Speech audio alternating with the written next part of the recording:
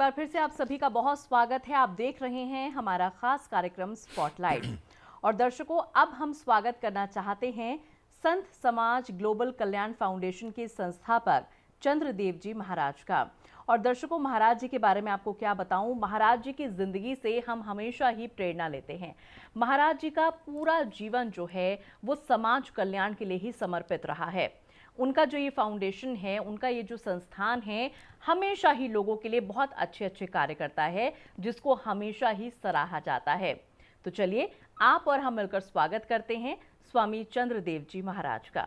नमस्कार सर, आपका बहुत स्वागत है। धन्यवाद सर। वैसे तो आपका ये जो फाउंडेशन है, जो संस्थान है, निरंतर लोगों की सेवा करता है। लोग कैसे आगे बढ़ सकते हैं अपने जीवन में, इस बात के लिए लोगों को मोटिवेट करता है, प्रेरणा देता है।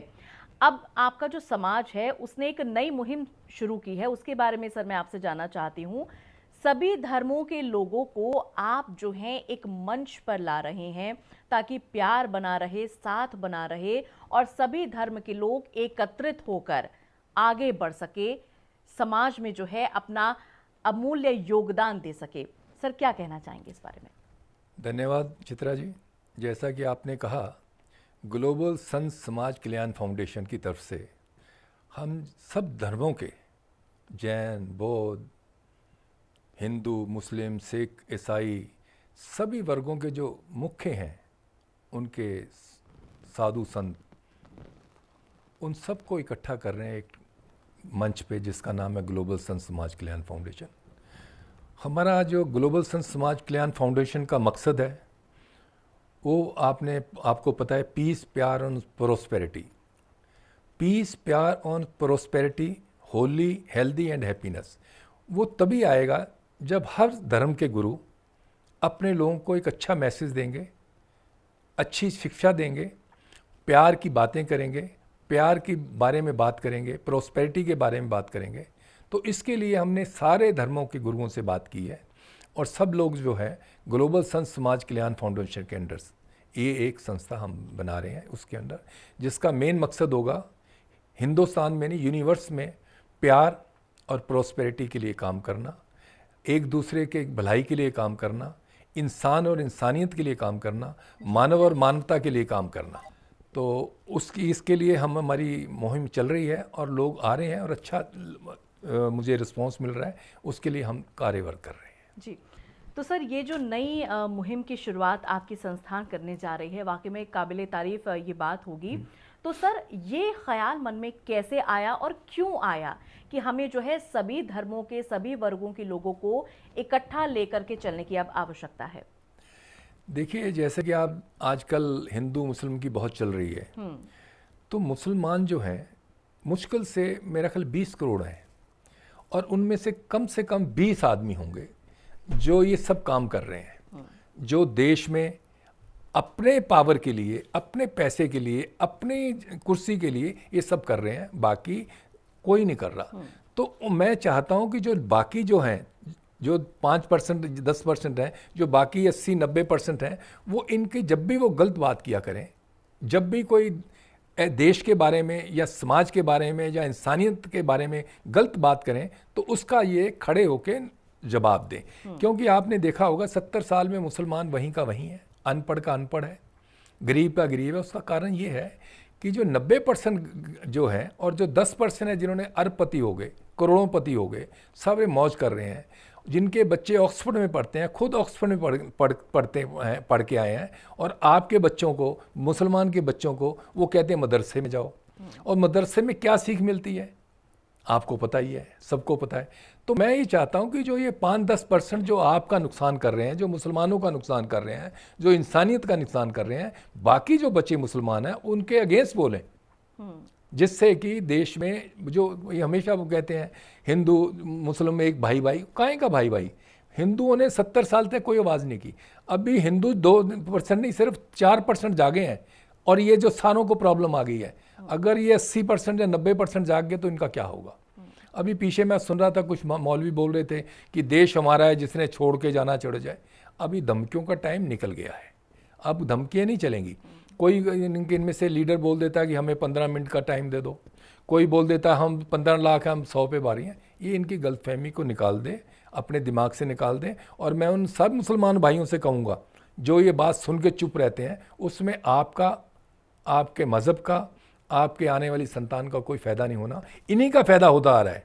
यही भीख से मांगे से करोड़ों अरबपति बन गए हैं, यही ऑक्सफोर्ड में पढ़ रहे हैं, आपके बच्चे तो मदरसे से बाहर ही नहीं आ रहे।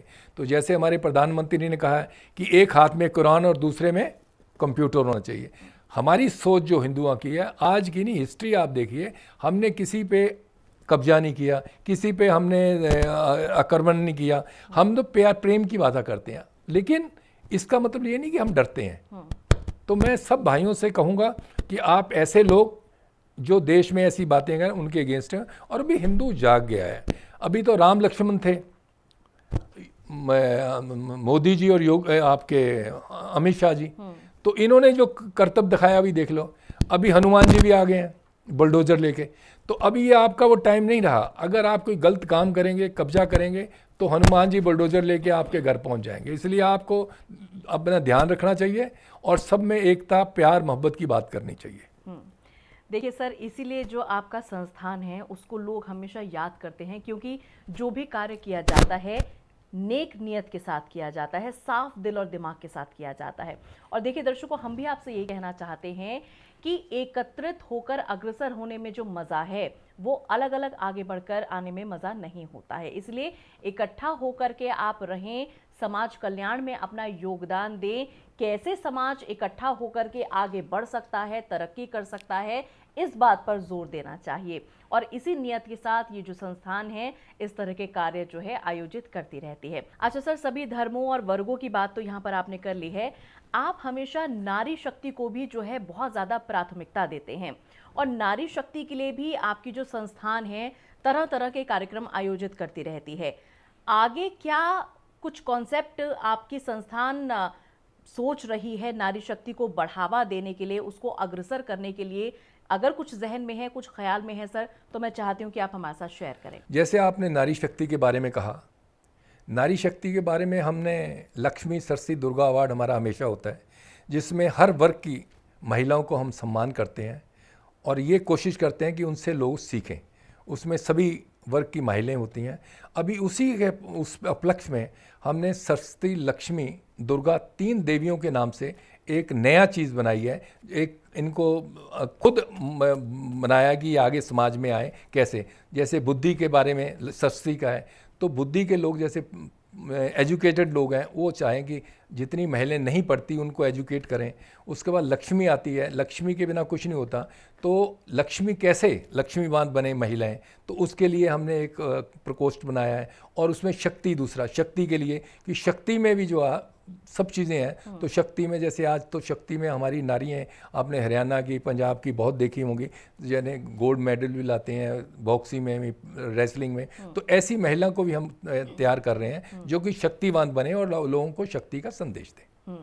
तो देखिए दर्शकों, सर का जो संस्थान है, जो फाउंडेशन है, लगातार नारी शक्ति को बढ़ावा देता रहा है और निरंतर नारी शक्ति किस तरह से उजागर हो सकती है, अग्रसर हो सकती है, इस बात के लिए आपको बार बार जोर दिया जाता है, इस बात के लिए आपको बार बार मोटिवेट किया जाता है। अच्छा सर, ग्लोबल संत समाज कल्याण फाउंडेशन और ओमेगा फाउंडेशन मिलकर म्यूचुअली एक अवार्ड शो करने जा रहे हैं, तो मैं चाहती हूँ कि इस अवार्ड शो के बारे में आप थोड़ा सा हमें बताएं। देखिए, जैसा आप जानते हैं, ग्लोबल संत समाज कल्याण फाउंडेशन महिलाओं के लिए काम करता है और हमारा अवार्ड सरस्वती, लक्ष्मी, दुर्गा अवार्ड हमेशा होता है। इस बार हम कटारिया जी जो ओमेगा फाउंडेशन के हैं, उन्होंने कहा कि आप हमेशा महिलाओं के बारे में सोचते हैं, दूसरे समाज के लोगों के बारे में सोचो। तो हमने अब की उनसे मिलके उन समाज के लोगों के अवार्ड दे रहे हैं जिन्होंने समाज के लिए कुछ कर रहे हैं। उसमें महिलाएं भी होंगी और जेंट्स भी होंगे। ये पहली दफ़े हम जो है ये अवार्ड करने जा रहे हैं, जिसमें कि सभी वर्ग के लोग होंगे जिन्होंने समाज के लिए, देश के लिए काम किया है। तो ये कटारिया जी और ग्लोबल संत समाज कल्याण फाउंडेशन ओमेगा मिल के कर रहे हैं। ये जून में हम इसकी डेट आपको बता देंगे और ये जुलाई में फंक्शन होगा। चलिए, तो आगामी जुलाई में इस तरह का अवार्ड शो आप सभी के समक्ष हम लोग ज़रूर लेकर आएंगे। इसका टेलीकास्ट आपको ज़रूर दिखाएंगे। और दर्शकों, ये हैं स्वामी चंद्रदेव जी महाराज, जिनकी ज़िंदगी से हमें और आपको हमेशा ही प्रेरणा लेने की आवश्यकता रहती है। किस तरह का आयोजन करती है इनकी संस्था, कैसे लोगों को मोटिवेट करती है, नारी शक्ति को कैसे बढ़ावा दिया जाता है, समाज कल्याण में किस तरह से योगदान दिया जाता है, ये सारी बातें अभी अभी सर ने हम सभी के साथ शेयर की हैं। सर, आपने अपना कीमती समय हमेशा की तरह हमें दिया, आपका बहुत बहुत आभार, बहुत बहुत धन्यवाद सर। बहुत बहुत धन्यवाद चित्रा जी, आप ऐसा काम करते हैं जो समाज के लिए अच्छा है, तो आपका धन्यवाद। Thank you so much sir.